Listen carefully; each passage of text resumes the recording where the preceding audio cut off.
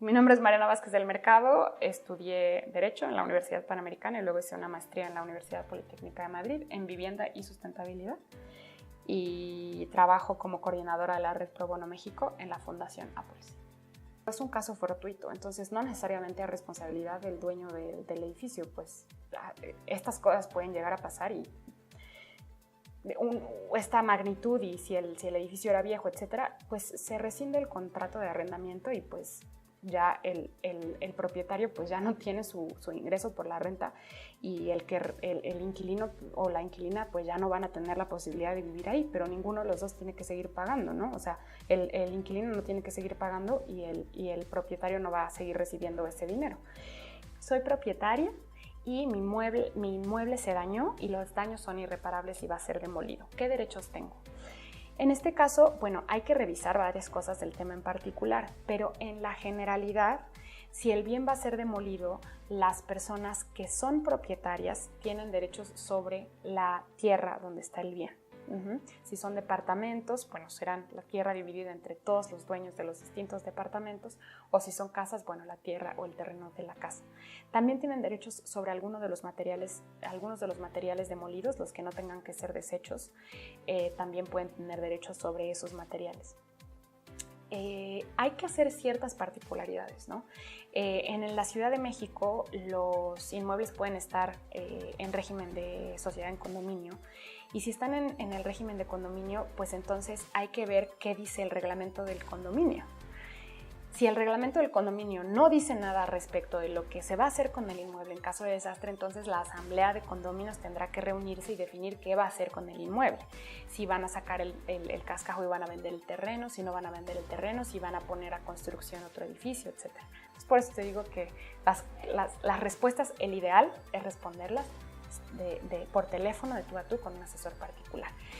Lo que puede esperar la gente que está en esa situación de ser propietaria y que pierde por entero su bien, pues es tener algún derecho sobre el terreno. Igual ahí viene la pregunta, ¿estaba asegurado o no estaba asegurado el terreno?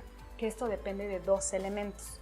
El elemento de si está hipotecado o no está hipotecado. Vámonos otra vez al ejemplo.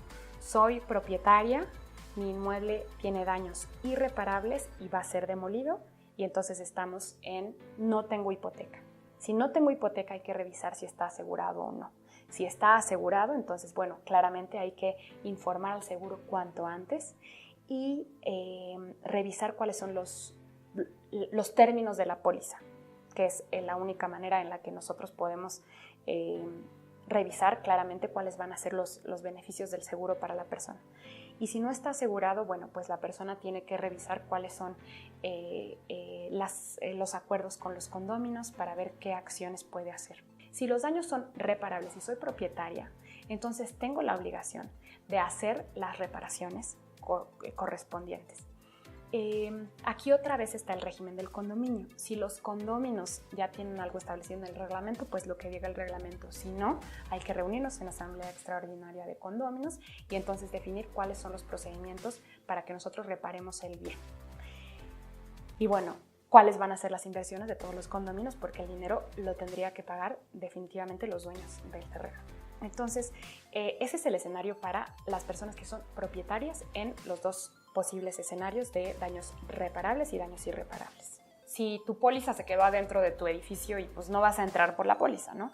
Hay que hablar a la aseguradora, dar tu nombre, que te encuentren tu póliza y ahí ya te pueden mandar una copia por mail o directamente ir a la aseguradora para que te puedan dar tu póliza y ahí poder ver los términos de cómo proceder, que es lo primero, ¿no? O sea, si la persona no tiene la póliza a la mano, puede marcar a su aseguradora y sin duda le van a mandar la póliza. El punto es llamar lo antes posible. La hipoteca siempre tiene seguros. Entonces, bueno, hay que hablar a la aseguradora, ver la póliza nuevamente y en ese caso generalmente lo que cubre la póliza es la deuda. Entonces la gente puede liberarse de su deuda, de lo que le reste de pagar. Y ahí en los términos de la póliza si va a recibir algún reembolso de capital o no. Eso en el caso en que la persona es propietaria, el bien se perdió completamente, los daños son irreparables y ya vimos el caso de que tenga hipoteca o no tenga hipoteca y de que tenga seguro o no seguro en ambos casos. Lo que te puedo decir es que cada programa tiene sus reglas de operación. Entonces hay que irnos a las reglas de operación de cada uno de los programas, ver qué personas califican y por qué razones. Muchas veces van a calificar las personas que estén en condición más vulnerable primero, que esa es la lógica. Entonces, pues si una persona es más vulnerable que yo, mi edificio se cuarteó y pues ahí tengo que, pues, no sé todavía si yo voy a poder bajar los recursos que nos está diciendo el jefe de gobierno si me tocan a mí o no, ¿no? Entonces habría que analizar las reglas de operación y ver cómo son los procedimientos y empezar a analizar si aplican. Todas las personas tenemos derechos, todas las personas.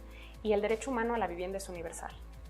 Lo reconoce el Pacto Interamericano de los Derechos Económicos, el Pacto Internacional de los Derechos Económicos, Sociales y Culturales, lo reconoce nuestra Constitución, lo reconoce la Declaración Universal de los Derechos Humanos, es un derecho para todos y todas.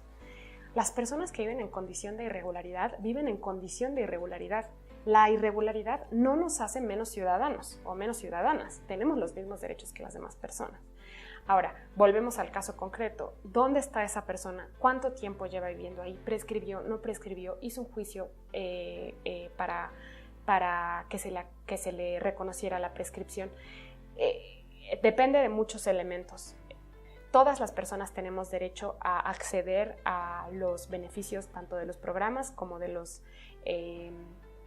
tanto de la emergencia como previos a la emergencia, depende de si cumplimos con los requisitos del programa, ¿no? Si las personas que viven en estos asentamientos tienen alguna situación de pobreza patrimonial, entonces puede generar algún derecho, etcétera, ¿no? También depende mucho del caso concreto.